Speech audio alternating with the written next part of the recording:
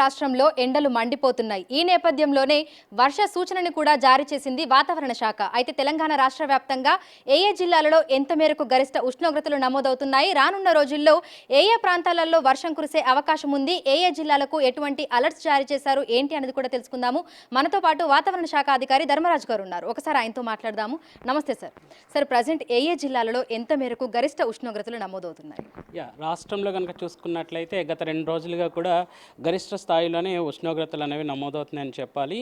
So ఒక విధంగా నిన్న కొంచెం స్వల్పమైనటువంటి వ్యత్యాసం కనిపించినప్పటికీ నిన్నటితో పోలిస్తే ఈ రోజుకి చూసుకున్నట్లయితే ఆదిలాబాద్ జిల్లాలో మనకి సుమారు 40 డిగ్రీల వరకు కూడా ఉష్ణ తీవ్రత అనేది కొనసాగుతుంది. సో ఇంకా చూసుకున్నట్లయితే మహబూబ్ నగర్, ఇంకా చూసుకున్నట్లయితే భద్రాచలంలో కూడా సుమారు 38.8 డిగ్రీల వరకు యొక్క ఉష్ణ తీవ్రత అనేది కొనసాగుతుందని చెప్పాలి. ఇంకా చూసుకుంటే మనకి నిజామాబాద్లో కూడా సుమారు 39 డిగ్రీల వరకు కూడా ఉష్ణ తీవ్రత అనేది కొనసాగుతుంది. సో ఏదైనప్పటికీ కూడా నిన్నటితో పోలిస్తే స్వల్పంగా కొంచెం తగ్గుదల కనిపించినప్పటికీ కూడా ఆదిలాబాద్ జిల్లాల్లో మాత్రం 40 డిగ్రీల వరకు కూడా ఉష్ణ తీవ్రత అనేది కొనసాగుతుంది. ఇంకా సిటీ పరంగా చూసుకున్నట్లయితే 38 డిగ్రీల వరకు కూడా ఈ యొక్క ఉష్ణ తీవ్రత కొనసాగుతుంది. ఇట్లాంటి వాతావరణ సూచనలు అనేవి ఈ రోజు కొనసాగి రేపటికల్లా కూడా స్వల్పంగా ఈ యొక్క హెచ్చుతగ్గులు అనేవి కనిపించే అవకాశం కూడా కనిపిస్తుంది. ప్రస్తుతం కనుక చూసుకున్నట్లయితే దక్షిణ దిశగా గాలి రాష్ట్రం మీద వీస్తుంది కనుక రేపటికల్లా కూడా ఈ వీచే గాలి యొక్క దిశ కూడా స్వల్పంగా మారే అవకాశం కూడా కనిపిస్తుంది. సో ఆగ్నేయ దిశ గాలులు అనేవి రాష్ట్రం వైపు వచ్చినప్పుడు ఇటు గాలిలో తేమ శాతం పెరగడంతో పాటు ఈ యొక్క రాష్ట్రం అంతటా కూడా కొన్ని జిల్లాల్లో రేపటికల్లా కూడా అక్కడక్కడ తేలికపాటి వర్ష సూచన అనేది కనిపిస్తుంది. తదుపరి కనుక చూసుకున్నట్లయితే మనకి 17వ తారీఖు నుంచి కూడా మనకి రాష్ట్రం అంతటా కూడా మనకి ఇటు ఉరుములు మెరుపులతో పాటు ఈదురుగాలుల ప్రభావం వర్ష సూచన కూడా తేలికపాటి నుంచి మోస్తారు వర్ష సూచన కూడా కనిపిస్తుందని చెప్పొచ్చు. రాత్రి సమయంలో ఉష్ణోగ్రతలు ఏ విధంగా నమోదవుతున్నాయి? ఒక విధంగా చూసుకున్నట్లయితే రాత్రిపూట కనుక నమోదయ్యే ఉష్ణోగ్రతలు కనుక చూసుకున్నట్లయితే సుమారు 19 డిగ్రీల నుంచి 22 డిగ్రీల వరకు కూడా ఈ యొక్క కనిష్ట ఉష్ణోగ్రతలను నమోదవుతున్నాయి.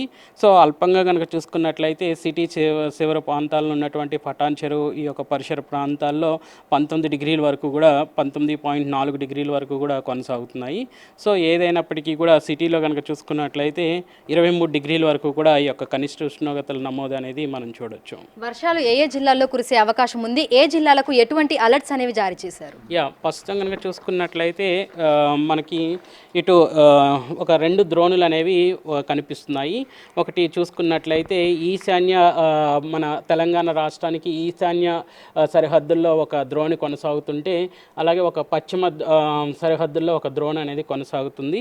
సో ఈశాన్య ఉత్తరప్రదేశ్ మధ్య భాగాల నుంచి దక్షిణ అంతర్గత భాగాల వరకు కూడా ఒక ద్రోణి అనేది కొనసాగుతూ ఉంది. ఈ ద్రోణి అనేది ఇటు చూసుకున్నట్లయితే ఉత్తరప్రదేశ్ నుంచి ఛత్తీస్గఢ్ మీదుగా దక్షిణ అంతర్గత ఒరిస్సా వరకు కూడా సముద్ర మట్టానికి సుమారు 900 మీటర్ల ఎత్తులో కొనసాగుతుంది. అలాగే చూసుకున్నట్లయితే పశ్చిమ సరిహద్దుల భాగాల్లో కనుక చూసుకున్నట్లయితే మరత్వాడ నుంచి దక్షిణ అంతర్గత కర్ణాటక వరకు కూడా ఇంకొక ద్రోణి అనేది ఇది కూడా సుమారు సముద్ర మట్టానికి 900 మీటర్ల ఎత్తులో కొనసాగుతుంది.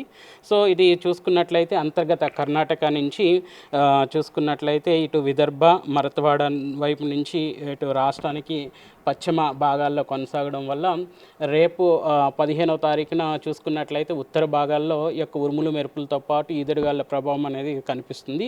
తదుపరి కనుక చూసుకున్నట్లయితే 16వ తారీఖు కల్లా కూడా ఇటు ఉత్తర భాగాల్లోనూ తూర్పు పశ్చిమ భాగాల్లో కూడా ఈ యొక్క ఉరుములు మెరుపులతో కూడినటువంటి వాతావరణ పరిస్థితులు అనేవి కొనసాగుతున్నాయి.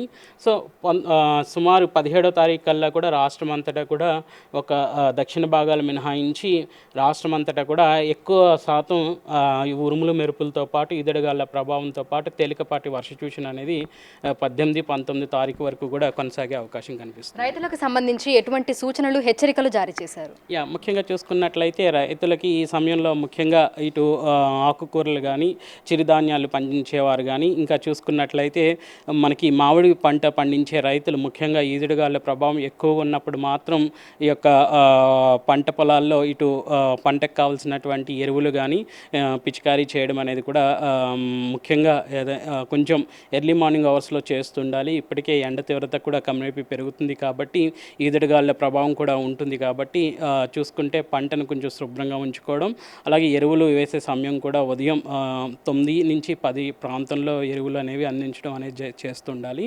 తర్వాత చూసుకున్నట్లయితే ఎండ తీవ్రత వల్ల కొంచెం అందించేటువంటి ఔషధ ఎరువులు కూడా కొంచెం ఆవిరయ్యే అవకాశం కూడా కనిపిస్తుంది కాబట్టి ఆ సమయంలో చేస్తుండాలి. ఎక్కువ వీధుడు గాళ్ళు వీసేటప్పుడు మాత్రం పొలాల్లో తిరగడం అనేది కూడా చేస్తుండకూడదు.